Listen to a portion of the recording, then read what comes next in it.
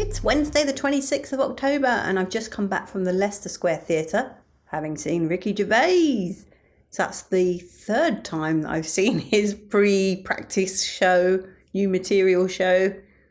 And it was interesting because the audience was much different tonight. I felt it, and I know that Ricky felt it as well, as did Sean McLaughlin, who was his warm-up act, basically.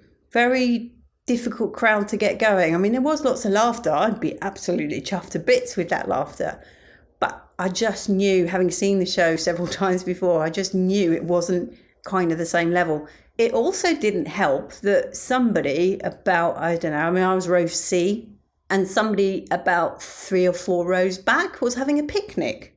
And it clearly put Ricky Gervais off, because it put me off. You could hear them literally opening what sounded like bags of crisps and presumably cans of Coke or cans of beer or something like that, because you've got that noise. And it's just so off-putting. And it was always when there was a bit of a build-up for a joke and it was a bit quieter, but really tough. I do get the feeling this is probably going to be his last stand-up show, because it kind of felt like a big middle finger.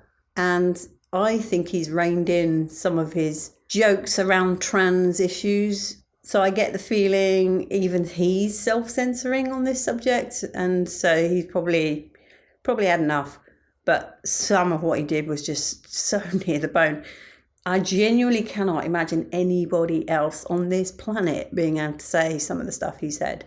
But he is pretty masterful at handling the audience and giving you permission to laugh. Other than that, I went to the hygienist. Oh, and it's the American's birthday today. So happy birthday.